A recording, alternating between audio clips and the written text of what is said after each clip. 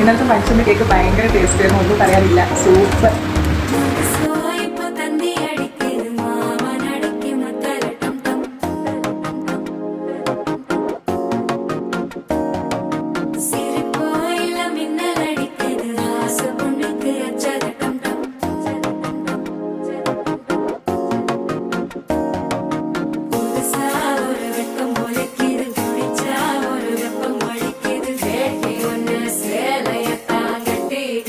சிக்கி தவிக்குது மாலை